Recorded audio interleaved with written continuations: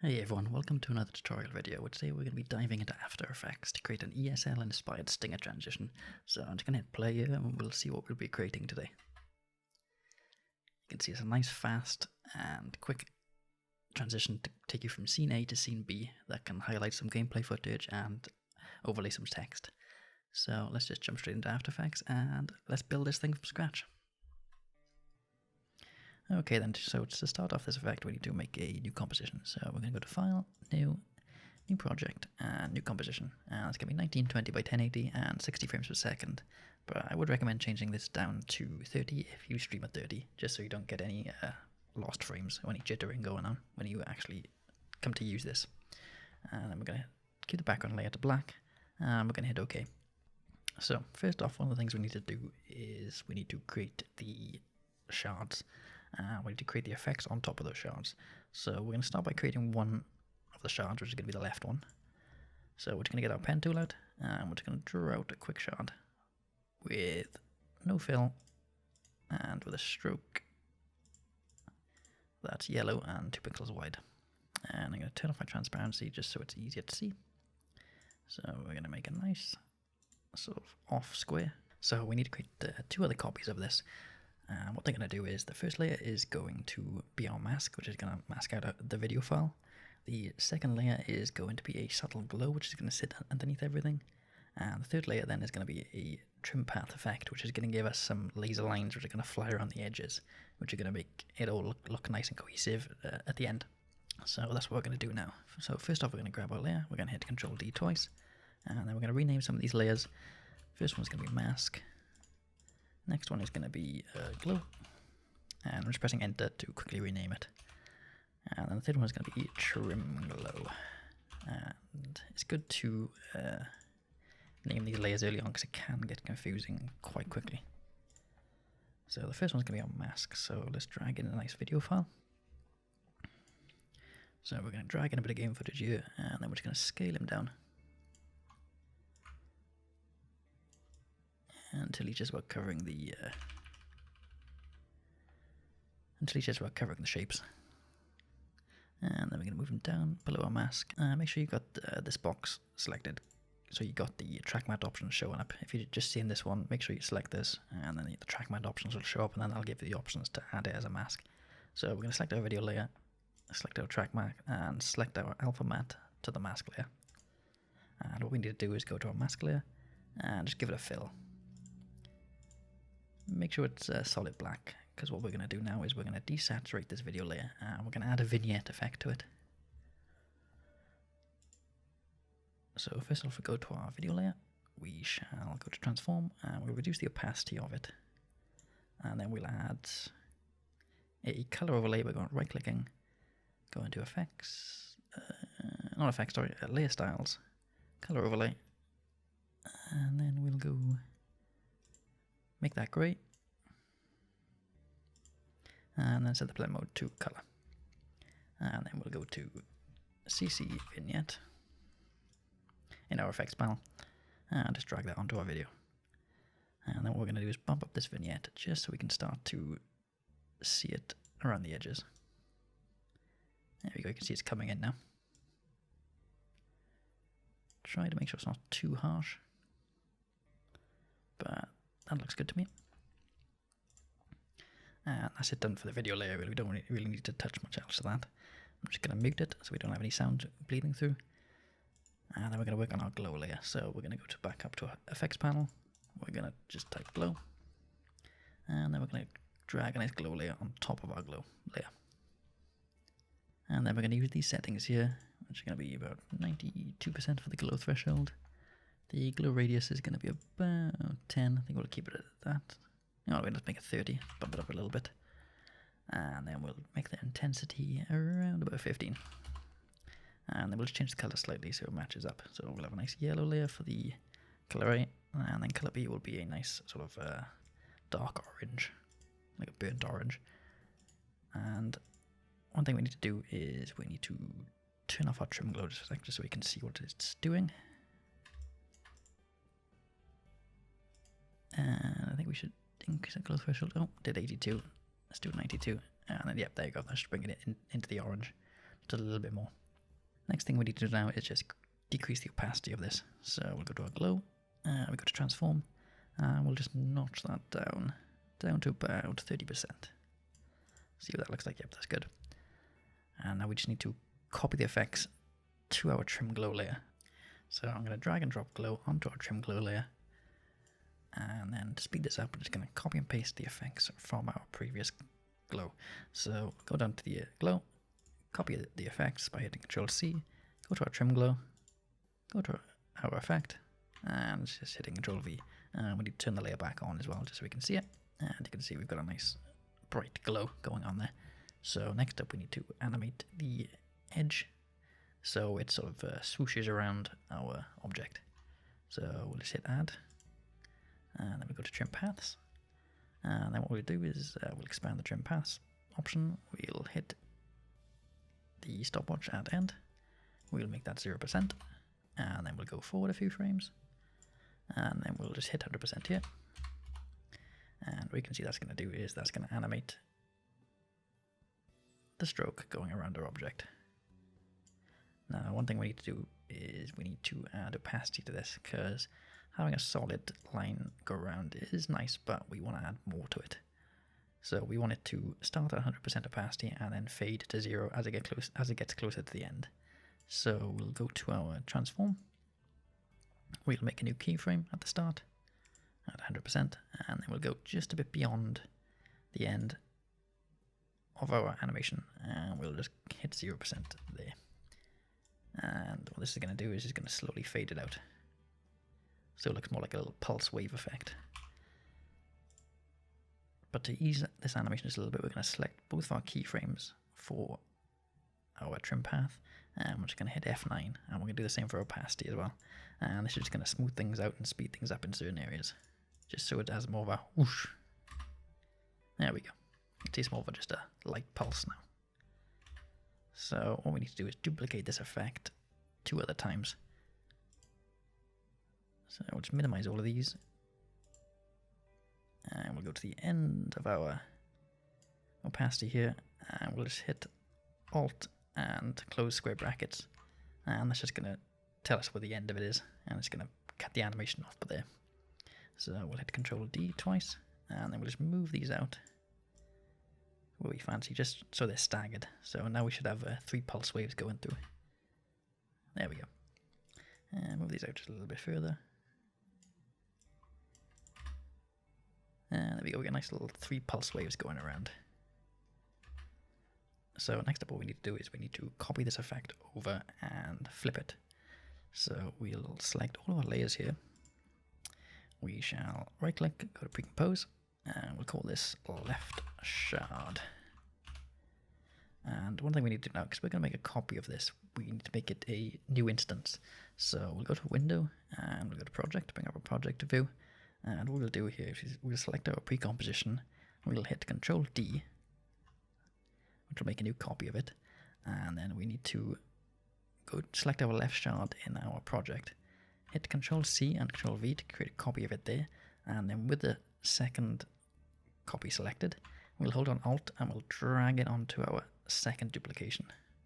And what this is doing is this is creating a new instance of it, but it's unlinking it from our original pre-composition. Because if you just duplicated this and then dragged it over, whenever you made a change to the second one, it would also change the first one. But by doing it this way, you're creating a separate instance that's allowing you to edit both independently. And the reason why we're doing it this way instead of just making a new object is so we don't have to do all the effects and all the animations again. So we're going to select our second left shard, and we're going to rename it to right shard. And then we're just going to move it over. And then we're going to hit right click, and we're going to go to transform, and we're just going to flip horizontally. And then we're going to move it over just so it's touching our point. There we go. And now, as you can see here, we got 2 videos which are sort of flipped. So we need to change the video on this, and we need to flip it so it's the right way around. So we'll double click on our right shard, and then we'll just drag in a new video file here, which we're just going to drag in. And we're going to do the same thing same thing we did previously. I'm going to scale it down.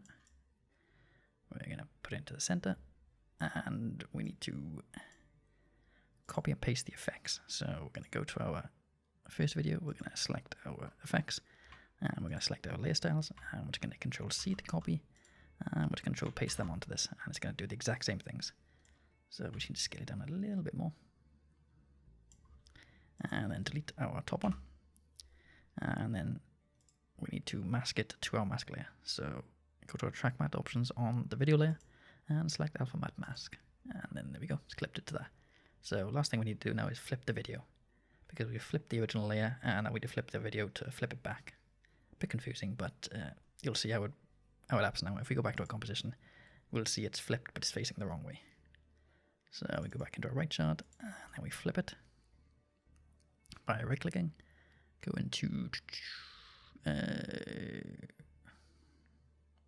transform, sorry, and then flip horizontally. And there we go, it's now facing the correct way. So let me just play this quickly. So now one thing we need to do is mute these, just so we don't get any sound playing through. And I'm just going to play it quickly. So you can see you got 3 nice little pulse waves going on, and both of the videos are playing. So now next up we need to do the middle shard. Unfortunately we have to do this all again, so I'm just going to speed through it, but I'm going to do it the same way. I'm going to create an object with the pen tool, and I'm going to create 3 layers of it. One of them is going to be a mask, the other one's going to be the glow, and the other one is going to be the trim path. And one of the good things you can do is you can go back to your previous compositions and just copy the effects onto the new layer. So that's what I'm going to do now. I'm going to speed through it. Just one thing then, just make sure you don't have the previous object selected, otherwise it's going to create a mask of that object, which is what I just did there. So just make sure you have nothing selected down here, otherwise you'll just mask out whatever the previous object was that was selected.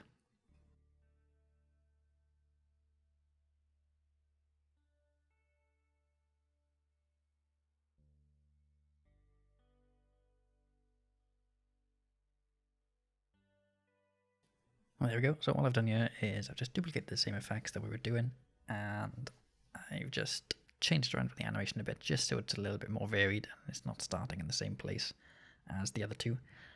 And one thing we've done as well is we moved both of these left shard and the right shard above our middle shard layer, just so we don't hide the glow effect that's going on here.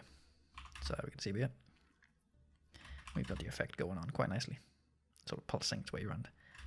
So, just need to tidy up this bit here. Scale him up. There we go.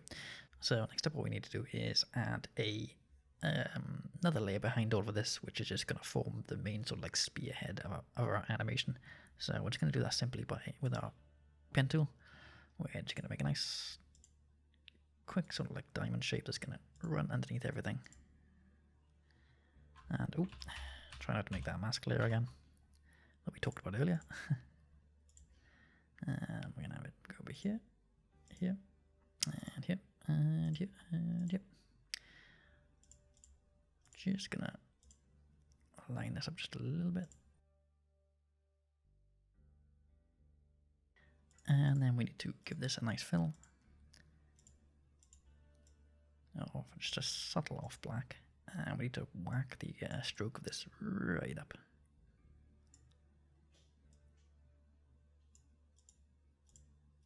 And we're going to need to put it behind all of our layers. There we go. And just need to change the opacity of this quickly.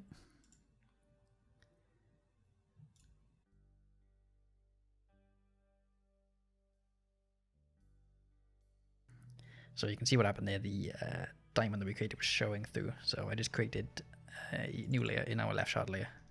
I duplicated our mask, moved it down, just turned it on. And then that's going to create a nice solid back behind it, which is going to hide what we're showing through. And now what we can do is we can animate this. So we're going to go to our transform options, and we're going to move this off the screen entirely by just holding down shift and holding down shift and just dragging him all the way down off the screen. And then we're going to go to the front. We're going to go to the beginning of our timeline. We're going to hit the position key, create our first keyframe. We're going to go forward a couple of frames, and we're going to move this up. until he's on screen. And actually one thing I'm going to do is increase the scale of it by quite a bit. And now what we need to do is move our timeline forward a bit more. And we create a little bit more of a movement going down. Which will be like a slow pan down our frames. And I need to move the timeline forward a little bit more. And then just have it just fly straight off the screen. So bump this all the way up until you can't see it anymore. And we can play this back. There we go. We go back to the front. And you can see we haven't moved it down far enough. So we'll go back to the beginning, hit our first keyframe, and we'll just move them down all the way to the bottom. There we go. And we'll try that again.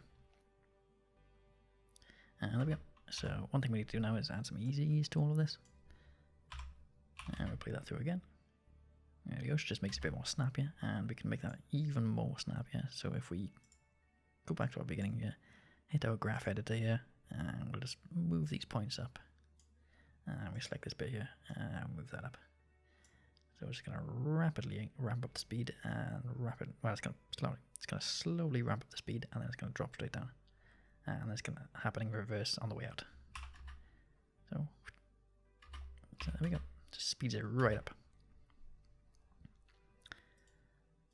So next thing we need to do now is to animate the two shards coming off halfway through the animation. So we have a nice little opening effect going on. So we go to our main composition, we go inside of it, and we select our left shard, and we're just going to animate this moving away. So to get the correct time bit, we're going to go to our main composition, we're going to go forward until, just before it starts to move away.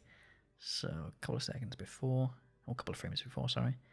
So about here, we're going to go inside our composition, and we know that this point here is where we need to start animating.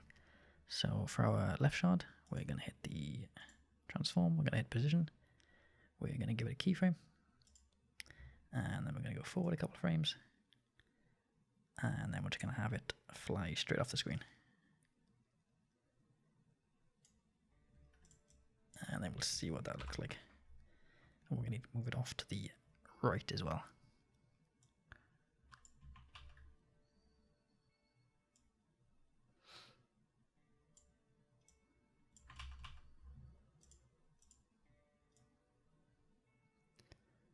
There we go.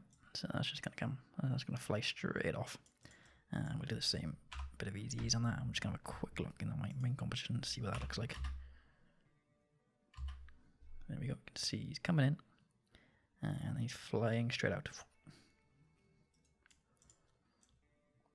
We just need to do the same thing now to the other one.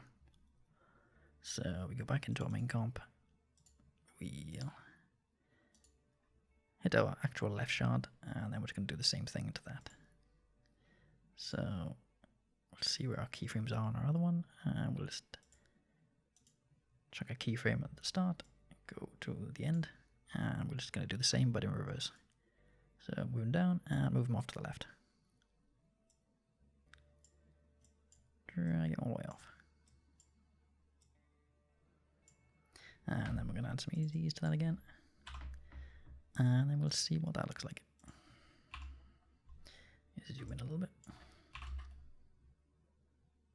There we go. Now they're sort of going off a bit too fast to me, so I'm going to ease that up a bit. So I'm going to select both these points and I'm just going to move them out, just so it's not as sharp as a transition.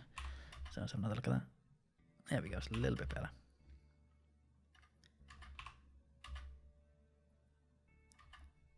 So to finish this up now, what we need to do is we're just going to turn on motion blur for our layer, just to blend everything together a little bit.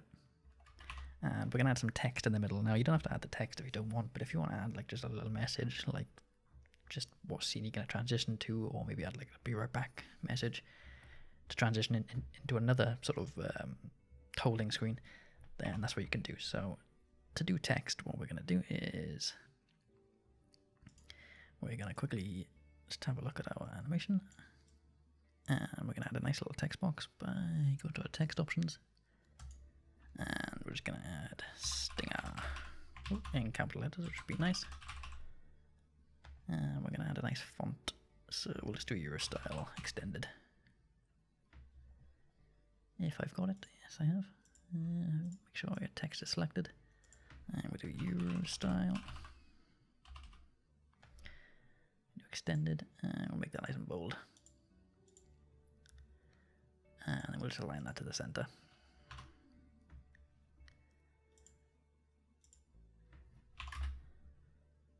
So we've got some nice big bold blocky text in the middle. So let's add a nice little box around that by just making a shape and just drawing it around it. Oh, do that, make sure the object isn't selected first so you don't make a mask. Select that, and we're going to get rid of the stroke. And we're going to drop it behind our stinger text layer, and then we're just going to align it to the center of our composition. And I'm going to make this just a little bit smaller so it's a little bit tighter. And then I'm going to create a copy of this twice. I'm going to move one above our stinger text, and I'm going to keep one above our box. So I'll rename this to box mask, because that's what it's going to be. And we'll rename this to text mask, because that's what it's going to be. And then I'm going to make a box mask just a bit bigger than the actual scene. And I'm going to bring back up our track matte options. And I'm going to select our box layer and do alpha mask, box mask, and do the same to our text. So I'm going to take our stinger text and I'm going to set the alpha matte to text mask. So now what we're going to do is we're going to animate these two boxes coming in, our two mask boxes. So we're going to select both the boxes. We're going to hit P, bring up the position. We're going to uncheck our graph editor just so we can see our timeline. And then we're going to animate. Well, first of all, we're going to move them down the bottom just so it masks everything out. And then we're going to create a nice positional keyframe. And then we're going to move forward a little bit to where we want them to come in. And then we're just going to move both of the masks up. Like so. And you can see they come in. And then we want them to come out. Now you can either have the text hang there for a little bit longer, or you can have it leave when everything else leaves. I'm going to have it hang for a little bit longer, so it's like a little after message that the audience can easily read. So I'm going to have it leave around about here. So we'll just move that back down.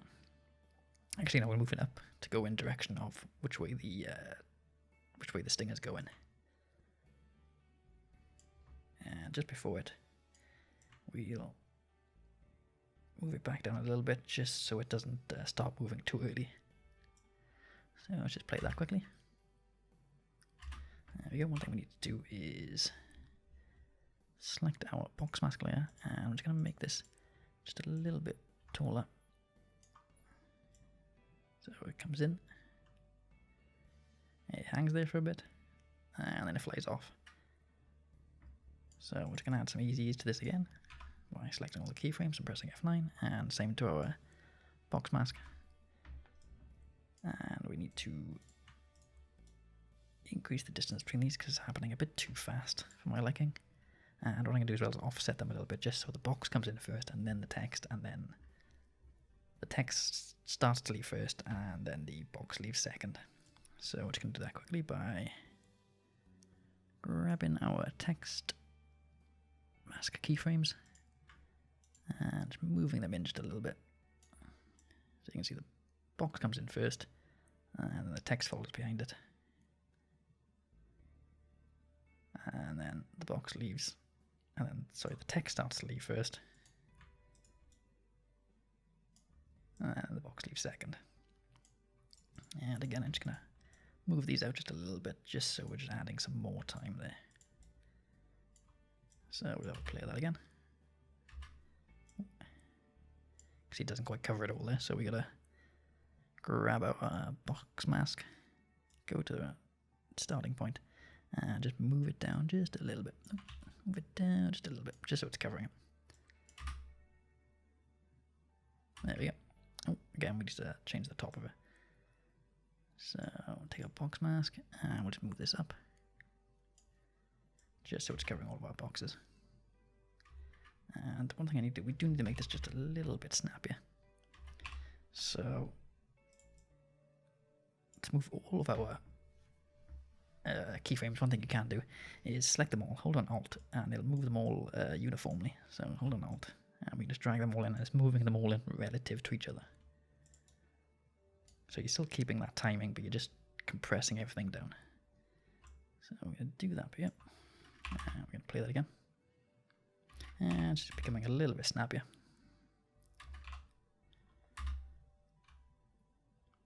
And one thing we might want to do as well is increase the time of our overall transition of our main stinger sort of coming in, because it's all happening just a little bit too fast. So we're going to do the same thing, but we're going to select all of our main composition keyframes. We're going to hold on Alt, and then we're just going to expand them out just a little bit. And we might need to do the same to our text as well.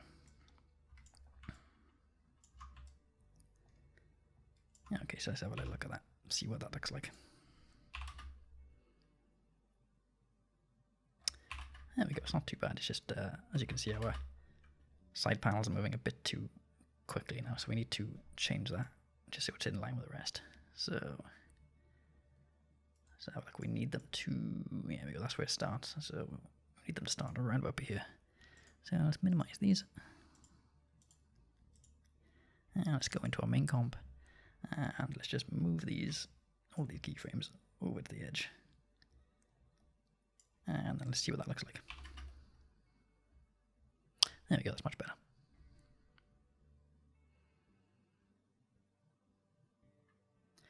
And that's pretty much it, really.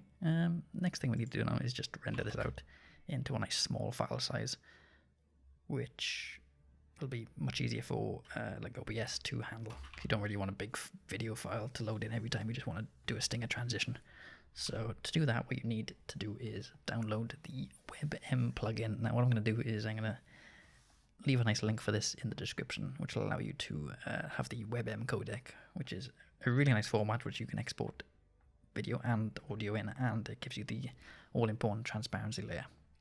So this is the website you're going to have to go to, and you can download the Windows version or the Mac version. And what this is going to do is this is going to give you the WebM codec inside of Media Encoder, which will allow you to export out. So let's jump back to our composition quickly.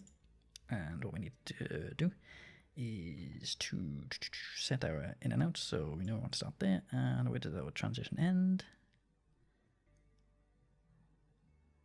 And there's roughly up here. Now one thing we do kind of want is a bit of space in between. So we're gonna select all of our layers here, and we're just gonna move them across a little bit, just to give us a few frames of white space, just so it doesn't come in so quickly, and a little bit on the end as well. So yeah, I think that'll be fine. So let's have a quick play. Yeah, so it's not all coming in at the same time. So we're just going to export this out now with Media Encoder. So let's go to File, Export, Add to Adobe Media Encoder queue, and this is going to load up Media Encoder. Now, if you haven't got this installed, this is in the Adobe Creative Cloud suite, and this is also included in the free trial. So if you're using a free trial of the Creative Cloud, then you should have this included as well, and it's handy to have this installed. So what we're going to do here is select the option here, which this will be whatever format it defaults to. So just select whatever format it's defaulted to, and then it'll bring up this menu, which then you can scroll down and select the WebM format. And the options you're looking to create here is you want to use maximum render quality, you want to keep the resolution the same, the frame rate the same, and you want to scroll down, make sure VP9 is selected, and make sure constant quality is also selected. And you can see here, got the estimated file size of 1 megabyte. You kind of want to keep it around this size, like 1 megabyte to 5 megabytes. And the main way you do that is you adjust this quality slider here, and this is kind of like your bits per second. So this is kind of like essentially 30 megabits per second.